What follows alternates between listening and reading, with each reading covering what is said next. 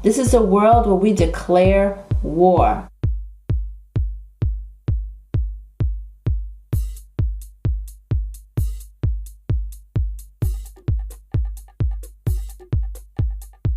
How to respond to a world when people are telling you no?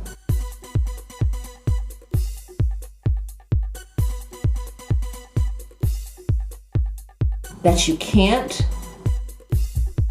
They want you to walk in the door and be professional, bring your picture and your resume, you come in there straight, and then what? Talking on the phone. Just rude, just completely rude.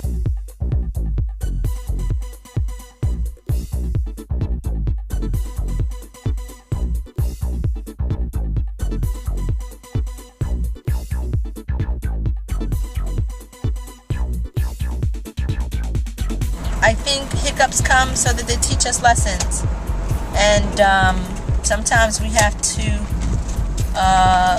roll with it and see where it lands us, and luckily this is landing me still in a good place.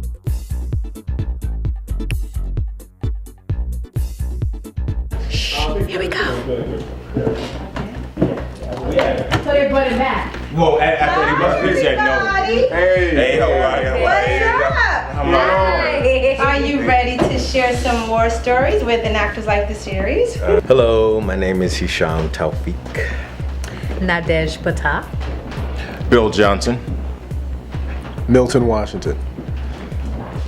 And you already know who I am. I'm gonna put the camera on the tripod. Okay. My family is from Haiti. The only profession that exists is either you're a doctor, engineer, or lawyer. Started off as a dancer first. It's just fun. Whenever parents, adults will ask me what you want to be, I just said doctor because that's all the children would say, but I've always dreamed of being a dancer, an actress. I majored in psychology, undergrad and grad. Grad school, I was miserable. I was crying. Can you imagine trying to study your textbooks and you're just crying? I was coming out of a relationship. It was more than just the pain of coming out of a relationship, but the pain of I'm at a crossroad. Who am I and why am I in grad school? Actually, I was supposed to earn my PhD and law degree. She said, try the master's degree, see if you like it, and then go further. That was the smartest advice because I hated all my classes. Deep inside, I've always been an artist. I said a prayer. I said, if you let me finish grad school, because I had one more semester left, I promise I will go straight back into the arts. And I remember my last exam, I took it and I didn't even turn back. I didn't even go to graduation. I went and enrolled in HB Studios. I said, wow. No one knew. For 2 years, I'm studying, I'm doing shows. Didn't invite family, nothing, because I wanted to be strong enough for when maybe what might view as criticism and the attacks. I finally invited my mom and everybody to perform. Wait, I'm gonna get this on. And she came to see the show, and then I said, yeah, I'm acting. Did an interview to be a forensic psychologist, work in Rikers Island. I had the job, didn't take it, and I said, this is what passion is. I felt I was living more and I was content and I was happy. But it took 2 years for me to come out into the open, and this is where we met. All right, okay, yeah. So they didn't know I was in the show. Oh, so you met Bill? I met Bill, and my mom came to see that show. This was her first time. Well, I didn't know that. Okay, I wouldn't have done as much if I knew your mom You was did a lot. She was my lover. Yeah, the winding, grinding. Exactly. She was like simulating sex. She knew I could dance, and she was like, oh my gosh, she said, oh, this is good. I guess when the success comes as if you're getting an Academy Award or you're on film, oh, okay, she's an actress. But they don't know that there's a process and there's a struggle before you can make it. So yeah, I have a supportive husband, mother-in-law. You know my mother-in-law loves the arts. No, you so have to. I have to say they come to all my shows more than my mom. It's fun. Or when my family say it's fun. My interpretation of your war story is it's a clash of cultures, because your personal culture is you want to pursue your passion, and your passion is tightly revolved around your freedom of self-expression. If you end up good at that, and you're in the right place at the right time, that can equate to money. Yes. But I think a lot of true artists, we don't care about the money per se. You're always having some kind of war story or a struggle or a challenge to get over, but at the end of the day, you want to declare that I'm an actor, or I'm a performer, I'm a whatever it is that you are. Whatever it is, be true to it.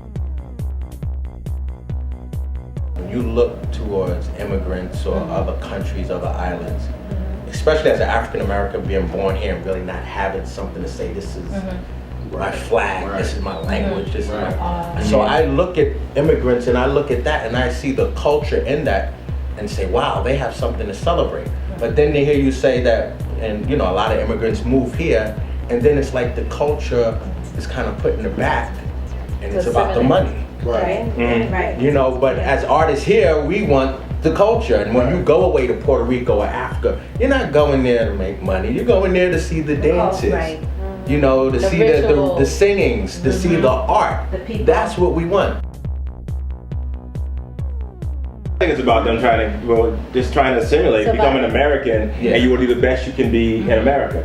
So you want to let go or put behind you some of that other stuff that you were, because now you want to see what it takes to be an American. I want to play by their rules and do what they got to do. What are we seeing and learning now? That the powers to be are now taking those things that we don't want to celebrate them and put them on Broadway and make millions of dollars. Look at Fela. Look at all of these other shows now that are celebrating other people's culture, not the culture here. Some really good stories that you guys shared with our audience. Thank you so much. Always a pleasure to have these beautiful, vibrant faces on the show. Thank you. And we need to see these faces in all the shows. Definitely. Support these faces. It's a tough journey, but we keep getting up and we keep fighting no matter what. So you can throw at us whatever you want. We're too small, we're too big, we're too dark, we're too light, we're not cute, we're too ugly, your hair is kinky, your hair is too straight. We don't care. If you haven't gotten that from the stories, we don't care. We just don't, because we love what we do. And we're going to keep doing it. We're going to keep doing it. We hope that you love us at the end of the day. I'm going to go around in the fashion of my other episodes, and you guys can give a final word to the audience about struggle. I would just say dreams come true, man. They do. They absolutely do. So you have to continue. I've always been a dreamer, and it's eerie seeing them come to life now. Keep dreaming. Keep dreaming. I'll segue, keep believing. Because you can keep dreaming, but if you don't believe in your dream, then the dream won't manifest. And do the work to make that dream come true. If you want to be a dancer, an actor, whatever, study so you know what you're talking about when you go in that audition. Put the money aside so you can get those headshots, have those tapes done. You got to prepare yourself. It's not just going to happen just because you dream it. You got to do the work, and you can't wait for anybody else to do the work for you. To me, the overarching thing has to be, stay open. Stay open in terms of, surrounding yourself with people that you respect. Stay open to new ideas, new technique that's going to enhance your craft. Stay open in terms of, you got four completely different perspectives here, and we're all still in the game. We're still at it. So to me, that measures success to me. So we're still able to fight the next day.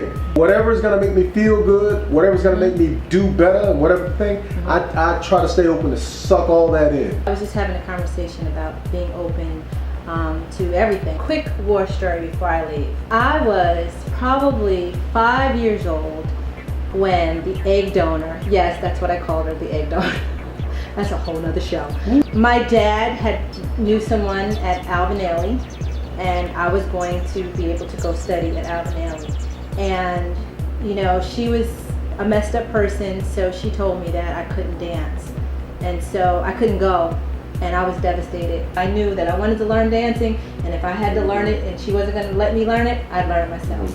So the lesson would be, yes, perseverance. Don't let anybody stop you from doing whatever you want to do, because when you have all the negativity and all the, you know, you can't do it in your ear, can is not an option. That's all I'm going to say. And that's just like the series. We'll see you next time. I dare you to declare war on your passion and your dreams by any means necessary. And so what if you have to work at McDonald's, or you have to work to feed your family or to pay the bills? Who cares? Because as long as the other hours that you spend are spent on your passion and spent on your family and spent on the things that you love, hey, nothing else matters. Be inspired. I'm a little black kid from South Korea, right?